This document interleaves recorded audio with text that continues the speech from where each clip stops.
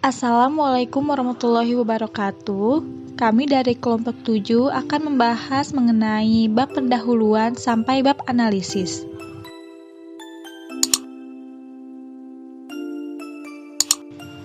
Anggota kelompok 7 yaitu Rizky Amelia, Sally Wahyuni, Niken Lembayung Basori, dan Novita Andri Yaksa.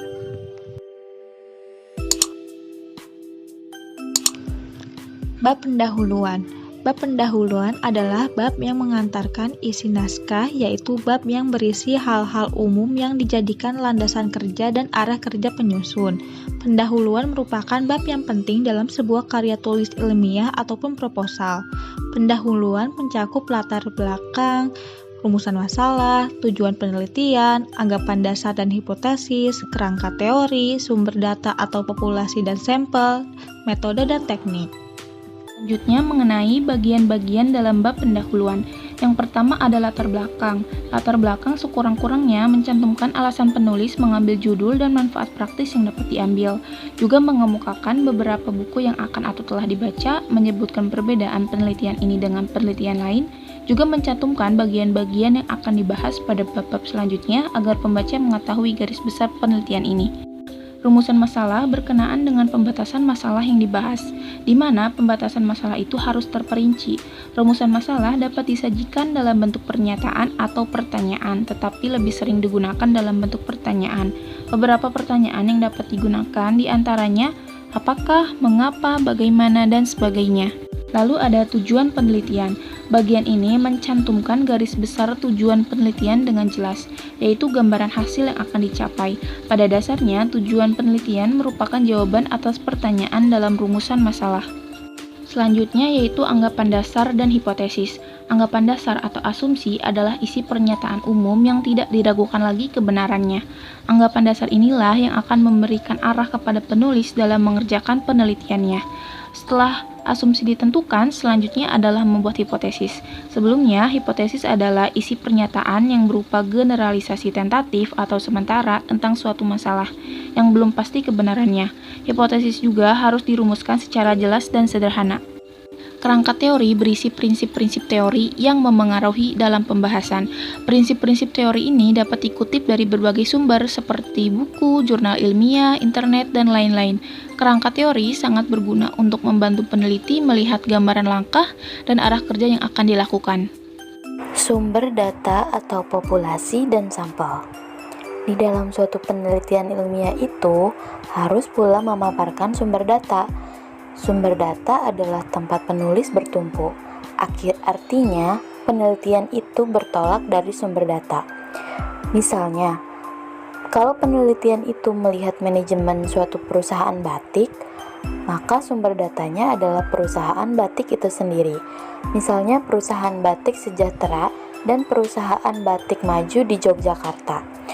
Nah, sumber data itu boleh lebih dari satu. Jika sumber datanya terlalu banyak dan beragam, dalam bagian ini penulis karangan ilmiah dapat menggunakan istilah populasi dan sampel. Yang terakhir adalah metode dan teknik. Suatu penelitian ilmiah itu harus menggunakan metode dan teknik penelitian. Metode adalah seperangkat apa yang harus dikerjakan yang tersusun secara sistematis atau urutannya logis. Sedangkan teknik adalah cara melakukan setiap langkah tersebut. Dalam masyarakat ilmiah dikenal dengan mode penelitian lapangan dan bukan penelitian lapangan. Jika di dalam penelitian itu penulis datang ke sumber data dan menganalisis data itu apa adanya, maka metode itu disebut dengan metode deskriptif. Sedangkan jika di dalam penelitian itu penulis membandingkan dua sumber data, metode yang dipakai adalah metode komparatif. Jika penelitian itu menggunakan metode percobaan di lapangan atau pengujian di laboratorium, maka metode tersebut dikatakan metode eksperimen. Nah, jika metode penelitian digunakan dalam metode penelitian sosial, maka menggunakan metode sensus, metode survei, metode studi kasus yang merupakan metode penelitian lapangan dan metode penelitian kepustakaan, serta metode analisis isi atau konten analisis yang termasuk metode bukan penelitian lapangan.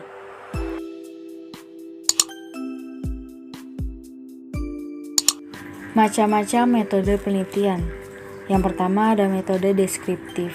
Metode deskriptif yaitu metode yang digunakan untuk mencari unsur-unsur, ciri-ciri, sifat-sifat suatu fenomena. Metode ini dimulai dengan mengumpulkan data, menganalisis data, dan menginterpretasikannya. Metode deskriptif dalam pelaksanaannya dilakukan melalui teknik survei, studi kasus, studi komparatif, studi tentang waktu dan gerak, analisis tingkah laku, dan analisis dokumenter. Yang kedua ada metode komparatif. Metode komparatif adalah metode penelitian yang membandingkan keberadaan satu variabel atau lebih pada dua atau lebih sampel yang berbeda. Kemudian yang ketiga ada metode eksperimen. Metode eksperimen adalah penelitian untuk menguji apakah variabel-variabel eksperimen efektif atau tidak. Untuk menguji efektif tidaknya harus digunakan variabel kontrol. Penelitian eksperimen adalah untuk menguji hipotesis yang dirumuskan secara ketat. Kemudian yang keempat ada metode sensus, survei, studi kasus. Sensus adalah kegiatan mengumpulkan data dan informasi dengan cara mengamati seluruh elemen dari populasi.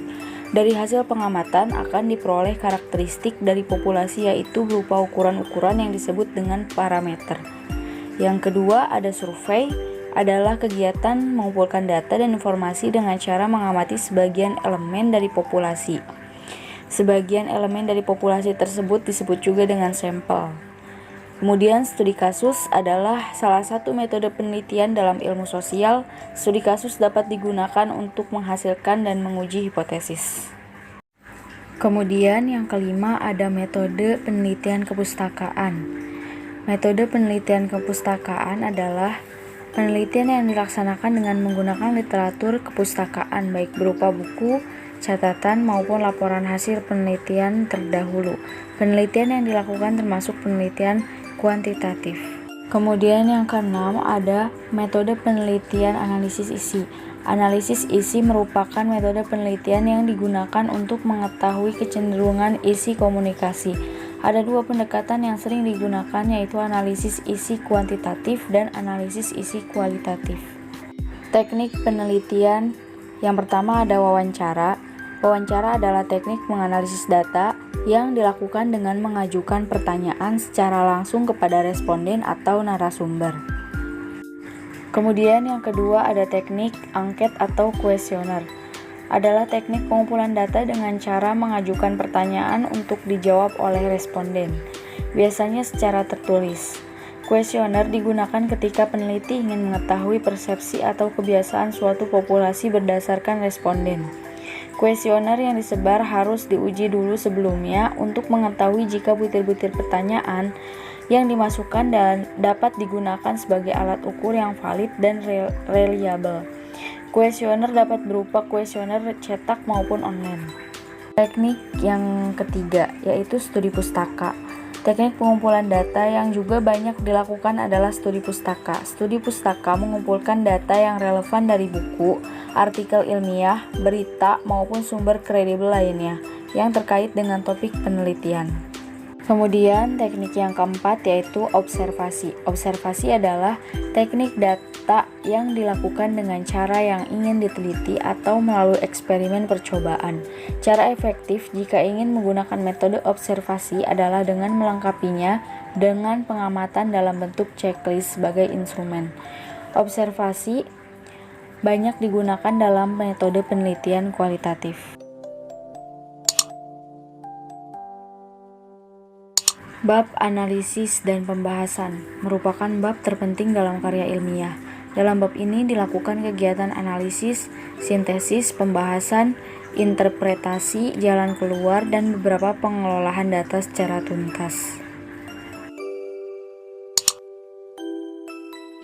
Sekian pemaparan materi dari kelompok 7. Mohon maaf bila ada kesalahan dan kekurangan. Wassalamualaikum warahmatullahi wabarakatuh.